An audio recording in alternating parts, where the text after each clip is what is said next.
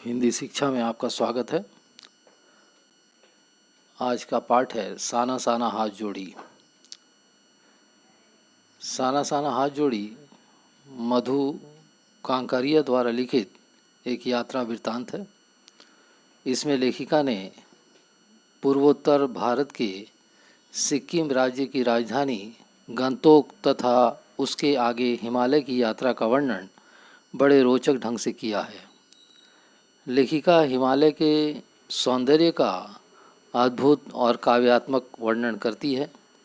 इसे पढ़कर हिमालय का पल पल परिवर्तित होता सौंदर्य हमारी आँखों के आगे साकार हो उठता है। रात्रि में गंगटोक शहर को देखकर लेखिका को ऐसा लगा मानो आसमान उल्टा पड़ा हो और तारे बिखर कर टिमटिमा रहे हों। गंगटोक मेहनतकश लोगों का एक ऐसा शहर था जिसका सब कुछ सुंदर था, सुबह शाम और रात। एक प्रार्थना लेखिका के होठों को छूने लगी जो उसने एक नेपाली युवती से सीखी थी। साना साना हाथ जोड़ी अर्थात छोटे छोटे हाथ जोड़कर प्रार्थना कर रही हूँ कि मेरा सारा जीवन अच्छाइयों को समर्पित हो। लेखिका को सुबह युमथांग के लिए निकलना था। यहाँ के लोगों ने बताया था कि यदि मौसम साफ हो तो बालकनी से भी कंचनजंगा दिखाई देती है। कंचनजंगा हिमालय की तीसरी चोटी। लेखिका का ड्राइवर कम गाइड जितेन नार्गे था। उसने बताया कि रास्ते में गहनतम घाटियाँ और फूलों से लदी वादियाँ मिलेंगी। लेखिका बर्फ़ देखने के लिए उत्सुक थी, बेचैन थी, पर जितेन ने इसे रहस्य बना दिया कि युमथांग में बर्फ़ होगी या नहीं। रास्ते में मंत्र लिखी सफ़ेद पताकाएँ या झंडे मिले। नार्गे ने बताया कि जब भी किसी बुद्धिस्ट अर्थात बौद्ध धर्म के अनुयायी की मृत्यु होती है, उसकी आत्मा की शांति के लिए शहर से दूर किसी भी पवित्र स्थान पर 108 श्वेत पताकाएँ फहरा दी जाती हैं।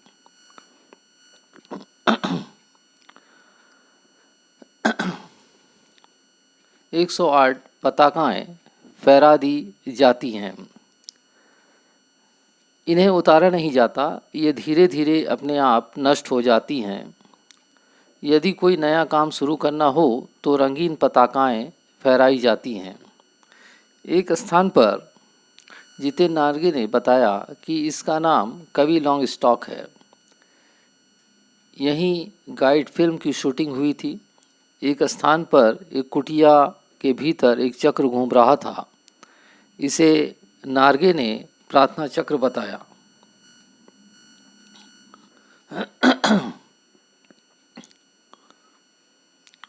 नार्गे ने प्रार्थना चक्र बताया। इसके घुमाने से सारे पाप धुल जाते हैं। लोगों की ऐसी आस्थाएं हैं, विश्वास हैं, अंधविश्वास, पाप पुण्य के बारे में सोच एक सी है। कहने का अर्थ ये है कि पहाड़ हो या मैदानी क्षेत्र, लोगों की विश्वास, आस्थाएं, अंधविश्वास, पाप और पुण्य से संबंधित विचारधाराएं एक समान हैं। लेखिका संकरे और जलेबी की तरह अर्थात घुमावदार रास्तों से गुजर रही थी। वह माया और छाया के अनूठे खेल को आँखों में भर रही थी। उसे पहली बार एहसास हुआ कि जीवन का आनंद यही प्राकृतिक सौंदर्य है। मार्ग में उसने देखा कि कुछ पहाड़ी औरतें कुदाल और हथौड़ों से पत्थर तोड़ रही हैं।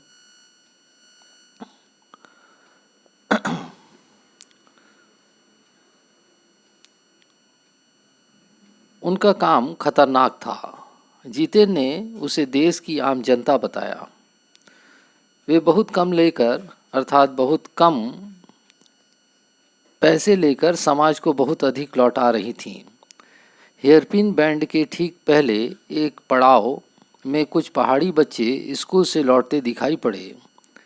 3-3.5 किलोमीटर की पहाड़ी चढ़ाई चढ़कर वे स्कूल जाते हैं।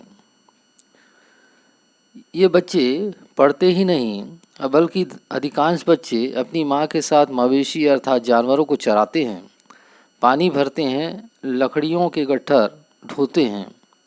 लेखिका को आगे काले काले याक दिखाई पड़े। कुछ पहाड़ी औरतें गायों को चराकर वापस लौट रही थीं। युमथांग पहुंचने के लिए लेखिका और उसके साथियों को लायुंग में पड़ाव लेना पड़ा। वे तीस्ता नदी के तट पर बसे लकड़ी के छोटे से घर में ठहरे। यहाँ के वातावरण में अद्भुत शांति थी। गेस्ट हाउस में नाच गाने का समा बन गया। लेखिका की 50 वर्षीय सहेली मणि ने ऐसा नृत्य किया कि कुमारियाँ भी मात खा जाएं, अर्थात 50 वर्ष की होती हुए भी वह लड़कियों के समान नृत्य करी। लेखिका बर्फ देखने के लिए बेचैन थी। वहीं घूमते हुए एक सिक्किमी नवयुवक ने बताया कि प्रदूषण के कारण स्नोफॉल अर्थात बर्फ का गिरना लगातार घटता जा रहा है। हाँ, कटाव जाने पर बर्फ अवश्य मिल जाएगी। कटाव लायुंग से 500 फीट की ऊंचाई पर था, करीब 2 घंटे का सफ़र।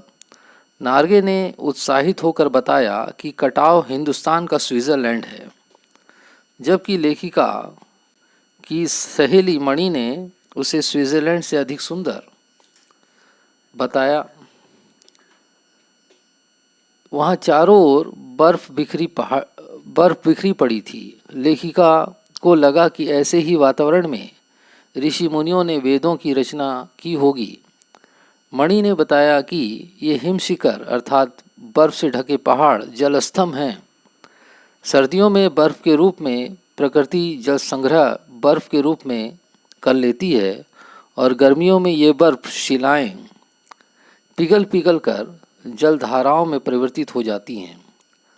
कितनी अद्भुत व्यवस्था है जल संचयन की, जल एकत्रित करने की।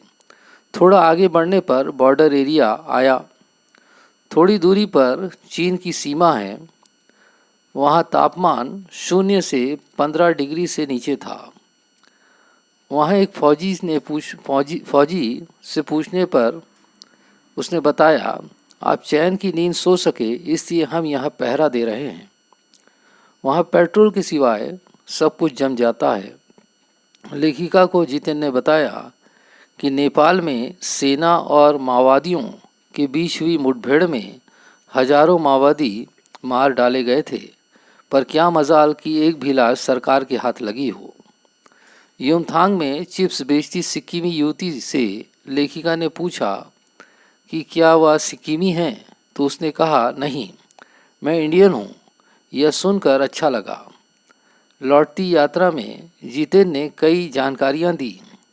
एक पत्थर पर गुरु नानक के फुटप्रिंट हैं, अर्थात पैरों के निशान हैं। कहा जाता है कि यहाँ गुरु नानक की थाली से थोड़े चावल छिटक कर बाहर गिरे थे। अब वहाँ चावल की खेती होती है।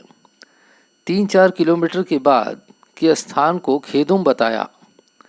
यहाँ देवी देवताओं का निवास है, ऐसी वहाँ के लोगों की धारणाएं हैं। वहाँ के लोग गंदगी नहीं फैलाते हैं, वे इनकी पूजा करते हैं। युमथांग पहले टूरिस्ट स्पॉट नहीं था, पर्यटन स्थल नहीं था। कप्तान शेखर दत्ता के दिमाग में आया कि यहाँ सिर्फ फौजियों को रखने का क्या लाभ। घाटियों में से रास्ते निकालकर इसे टूरिस्ट स्पॉट या पर्यटन स्थल बनाया जा सकता है। लेखिका मन ही मन कह रही थी, हाँ, रास्ते अभी बन रहे हैं, नए नए स्थानों की खोज अभी जारी है। मनुष्यों की इसी असमाप्त खोज का नाम सौंदर्य है। ये था इस पाठ का सार। आप पढ़ें पाठ को।